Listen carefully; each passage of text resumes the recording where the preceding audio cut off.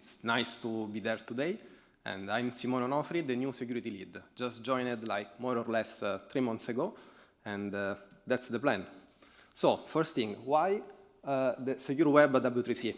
Because W3C always develops standards and guidelines with 4 principles: accessibility, internalization, privacy, and security. So that's also the speech about Hu Shao and Kevin. And there's one thing most interesting for privacy and security, because they are an integral part of human rights and civil liberties defined by United Nations, and in particular linked to freedom, so liberty, and also security. Question is that, which is security? We were discussing also yesterday about difference between security and safety. There's some threats, because these threats is a risk, which is a negative effect, and security is a function of separation. So to separate the threat, the phone falls down with my phone, I just use a cover to separate the threat from my asset, which is the phone. So this is security for me, and this is the security at W3C. We are just to find a way, finding the threats, or on our standards, or in general in the world, and find a way to separate the threats from the assets. And assets for us is the web. There are people, that's more the human in general, and that's our job. And it is very linked also with the ethical web principles. So the web is secure, so must be secure, respect the privacy, and does not cause harm to society. And this is our job here, and how we are doing these kind of things. Working on 3 pillars. The first one is the one you for sure already know, so it's nothing new here, and is developing security technology standards. Then that's the news about today in reviewing the security of the standards, because it's something that we are going to structure in a good way, and also guiding web developers to develop secure web applications. So first thing, there's also some new things here, and also Eder already talked about a lot. And so first thing, of course, is Web Application Security Working Group, probably the most known group for security W3C. And they're just developing a lot of policies and technologies to protect the users while they are using browsers, for example. And this is one of the most important security job at W3C. The another point is, you know for sure, is Web Authentication Working Group, which is working to avoid the threats of phishing, okay, without using passwords. So now we have passkeys and integrated, of course, in the browsers. And this is always a function of separation. And another important point, this new group, the Federated Identity Working Group, which is working on a good way to have federated identity without harming about privacy, so without having cookies around the world about our stuff. And also there is the Web Payments Security Interest Group and all the activities of the web payments that would like to have secure transactions. Why? Because of course it's safe, it's secure. If I put my credit card data in a random input type text inside a web application, we can do better maybe. And that's the way. We're going to develop our technologies and standards, of course, to avoid a risk, a threat, and we're trying to limit this.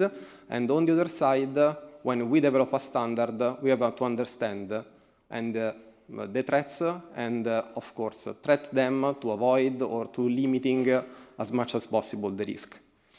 To do this verification, we are going to create, because it was just an advanced notice, the Security Interest Group, or SING, and this group will be responsible for reviewing the standards. It's something also provided by the process inside the wider review part, but we already understood that maybe we must do security reviews as soon as possible.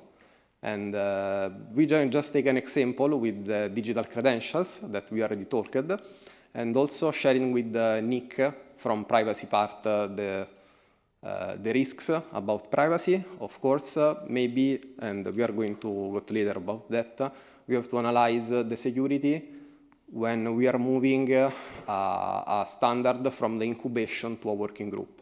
So because that's probably the best moment to capture, to do the threat model, so just thinking about the threats, like with our phone, and try to understand how this can be secure.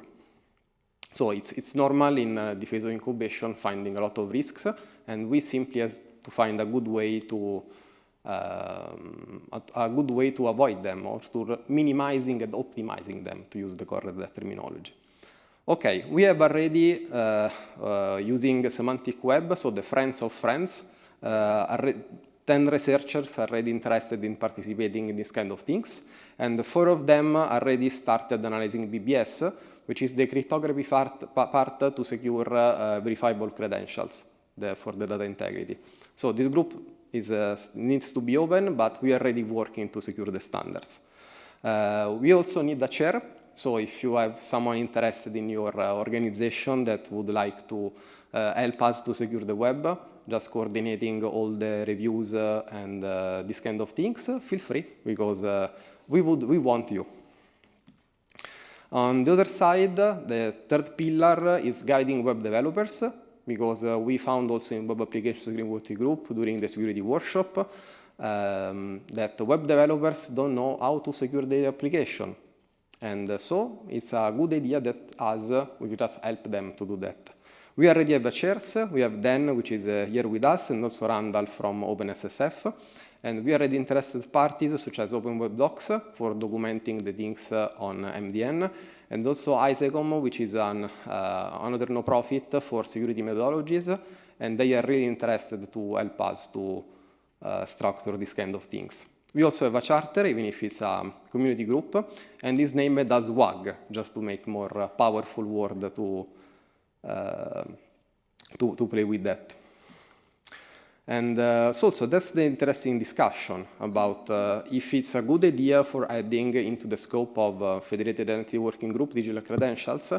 Okay, there's a lot of risks, of course. That risks for me are opportunities, but also threats. And of course, we already discussed, and what's my opinion, the thing, also if you like the strategy issue is linked into the slides, just discuss now about the threats.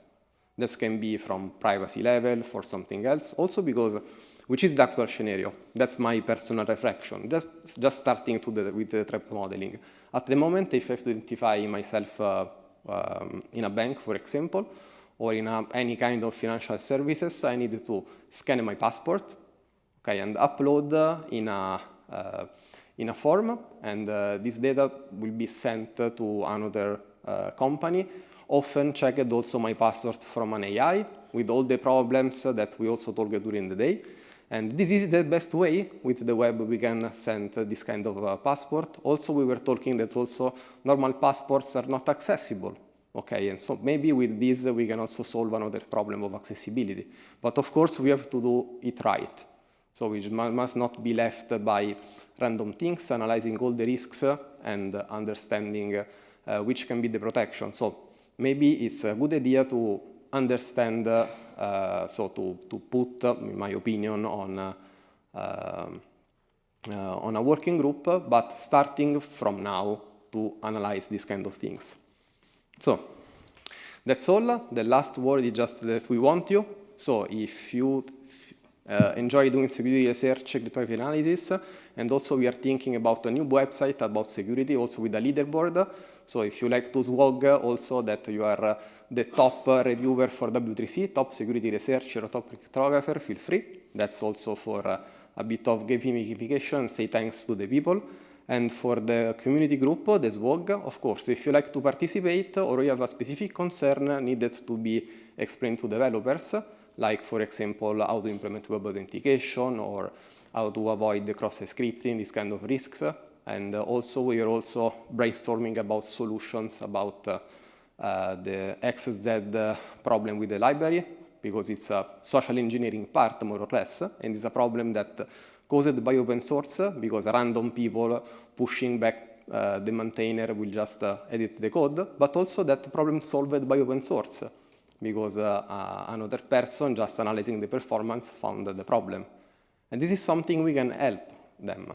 We can find a solution together, and that's because we want you.